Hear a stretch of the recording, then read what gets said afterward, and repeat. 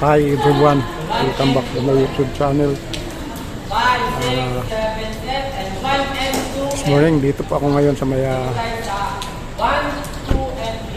kura ng municipality ng Balagtas, Bulacan. Yan po ang ikuran po nito ng munisipyo.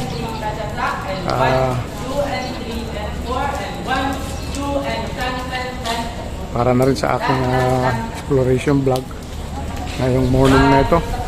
Yan po.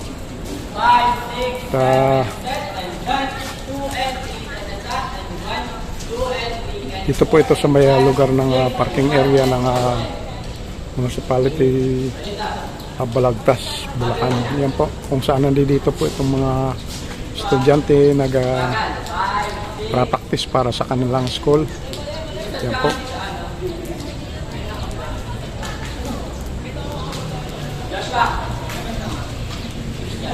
Ngayong morning na ito, medyo makulimlim ang ating panahon. Hindi tayo masyadong makakalabas-labas para sa pagbibideo, kaya dito na muna tayo sa lugar na ito, idol. Yan po.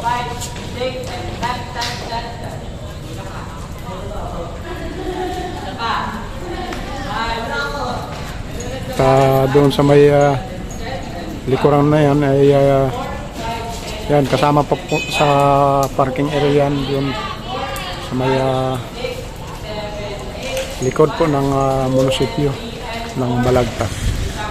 Yan kung saan doon din ang isang grupo ng mga estudyante na nagpapalipas oras dito, pero ibang school na po ito.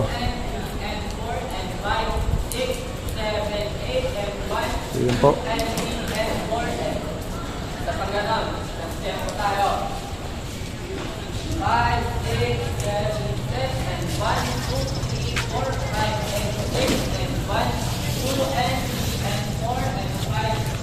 So dito po tayo.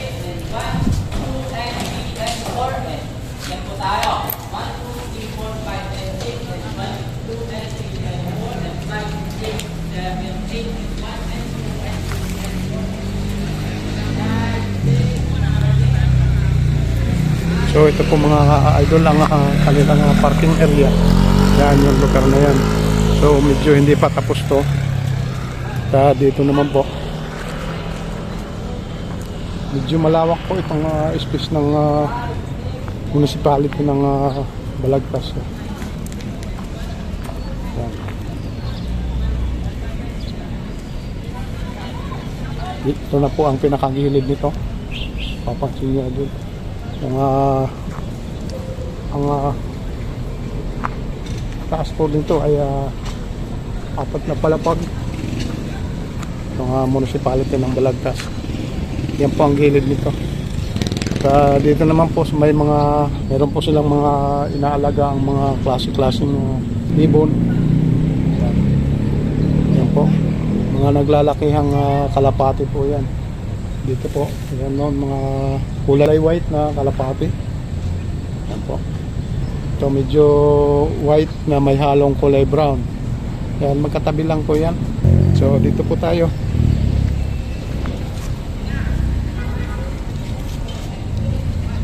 Yan. Dyan naman po, halong-halong kulay na kalapati. Yan ang kanilang kulungan. Yan, dito po tayo, ikot po tayo sa may likuran. Yan po. May malaking alaga silang hindi ko na mabanggit po ang pangalan nito. Napakaganda po ng pakatingkad ng kanyang kulay. Yan. Kulay blue at kulay brown ang pan nito. Yung kanyang pakpak. Yan. Yan po yung napakalapad dito pagka bumuka po yung kanyang pakpak nito at saka yung buntot. Ay, napakaganda po. Tingnan nito. Yan.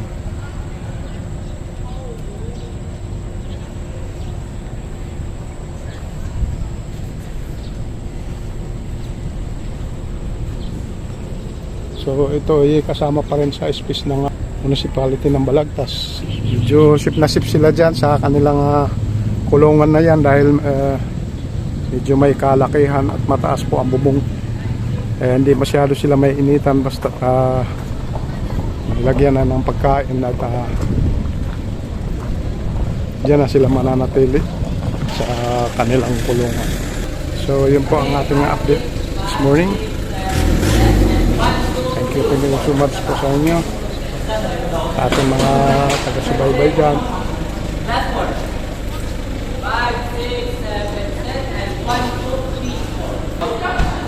Doon din